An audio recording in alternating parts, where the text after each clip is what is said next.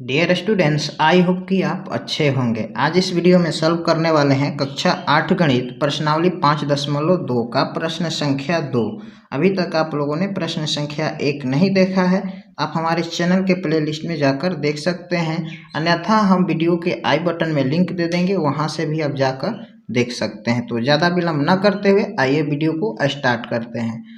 देखिए क्वेश्चन है, निम्नलिखित संख्याओं में से प्रत्येक के वर्गमूल में अंकों की संख्या बिना गणना के ज्ञात कीजिए। ठीक है, यहाँ पे इसका क्या निकालना है, वर्गमूल, यानी कि जो वर्गमूल आएगा यहाँ पे देखिए जो संख्या दिया है 81, 121, 256, 4489, 361, 27,225 और 3,90,625, यानी कि जो भी संख्या है इसका हमें वर्गमूल निकालना है और बिना गणना के यानी कि गिने हुए हमें बताना है कि उस वर्गमूल में अंकों की संख्या कितनी है। ठीक है, यहाँ पर हमें उसकी अंकों की संख्या गिनना है। ठीक है, इसे तो हमको पता ही है 81, 81 किसका वर्ग होता है, 9 का होता है, और 81 का वर्गमूल क्या होता है, 9 होता है। ठीक है, हम देखिए इसका हम एक ट्रिक बताएंगे, यानी कि एक ट्रिक के माध्यम से आप इसे सॉल्व कर सकते हैं। यहाँ पर बोल रहा है कि अंकों की संख्या का बिना गणना के ज्ञात करना है। ठीक है, बिना गणना किए हुए, तो यानी कि हमें इसे बनाना नहीं है। तो देखिए यहाँ पे तो सबसे पहले हम देखेंगे, यहाँ पे दो कैटेगरी का यहाँ पर अंक दिखाई देगा,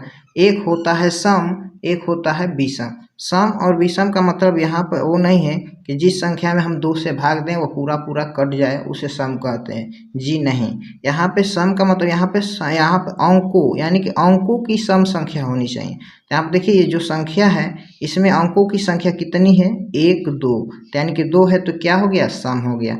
यहाँ पे देखिए यहाँ पे अंकों की संख्या क्या है, 1 2 3, यहाँ पे 3 आ गया तो ये विषम हो गया। यानी कि अंकों की संख्या गिनना है और उसमें हमें सम और विषम देखना है कि कौन सम है और कौन विषम है। ठीक है, तो यानी कि देखिए हम सम के लिए एक ट्रिक बता रहे हैं, सम के लिए एक ट्रिक स्पेशल। ठीक है, आपको यहाँ कहीं नहीं मिलेगा, हम जो बता रहे हैं। ठीक है, ध्यान से देखिएगा, यानी कि सम के लिए जब सम संख्या होगा यानी कि अंकों की संख्या सम होगा तो यहाँ पे हम क्या करते हैं, यानी कि n का मतलब कुल पद, यानी कि कुल अंकों की संख्या। ठीक है, n का मतलब कुल अंकों की संख्या, यानी कि n/2 करते हैं सम के लिए।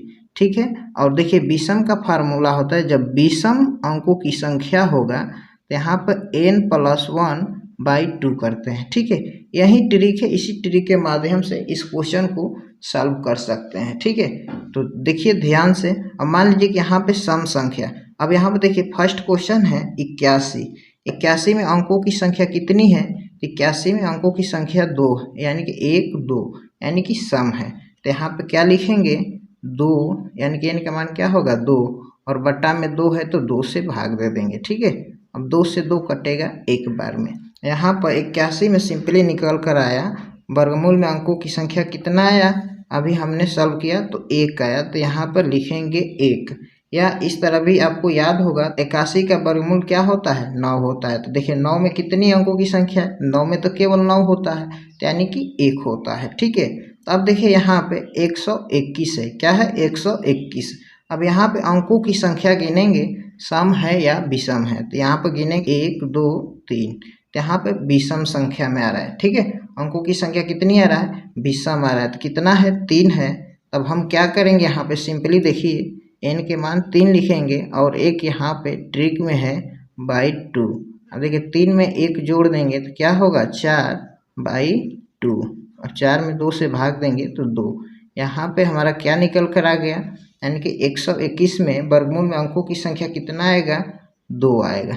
ठीक है जी, कितना आएगा, 2 आएगा। कैसे 2 आएगा, क्योंकि 121 का वर्गमूल क्या होता है, 11 होता है। अब देखिए यहाँ पे 256 है, तो 256 का अब देखेंगे वर्गमूल निकालेंगे और उसमें अंकों की संख्या कितनी है। तो यहाँ पे देखिए यहाँ पे विषम संख्या में है, यानी कि 1 2 3, तो विषम संख्या में जिसे हम क्या करेंगे, यानी कि n+1/2 पे करेंगे। ठीक है, तो यानी कि 3 है, 3 + 1 बराबर होगा 4, 4 में 2 से भाग देंगे तो ये 2 बार में कट जाएगा। तो यहाँ पे 256 किसका होता है, 16 का, तो इसमें 16 में अंकों की संख्या कितनी होगी, 2 होगा।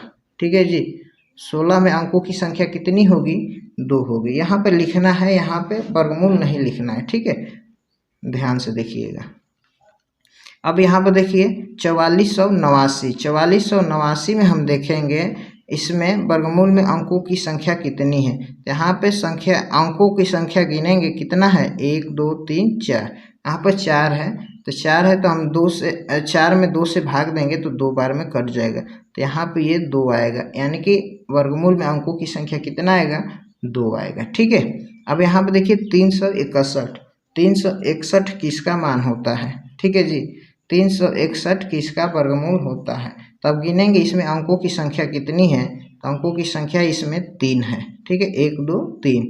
तब 3 में हम क्या करेंगे? 1 जोड़ेंगे और 2 से भाग देंगे, 3 1 4 और 2 से भाग देंगे तो 2 दूनी के 4। यहाँ पर भी वर्गमूल में अंकों की संख्या कितना होगा?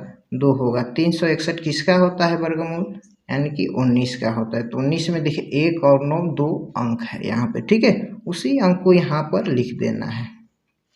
अब देखिए यहाँ पे 6 नंबर क्वेश्चन है 27,225।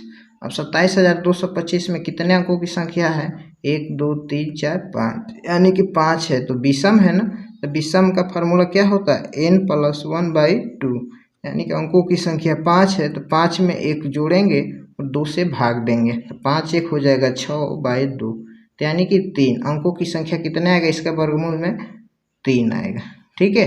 ये ट्रिक बहुत लाजवाब है, इसे आप ध्यान से देखिएगा, ठीक है।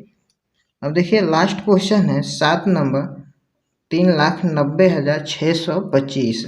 इसका वर्गमूल जो आएगा, इसमें अंकों की संख्या कितना आएगा वर्गमूल में, ठीक है। तो यहाँ पर देखेंगे सिंपली कितना इसमें अंक है, 1 2 3 4 5 6, तो यानी कि 6 अंक है, तो यहाँ पे सम वाला फार्मूला लगेगा n/2, ठीक है। तो n मतलब कुल यहाँ पे अंक कितना है? 6/2। तब 6 में 2 से भाग देंगे तो क्या होगा? 3।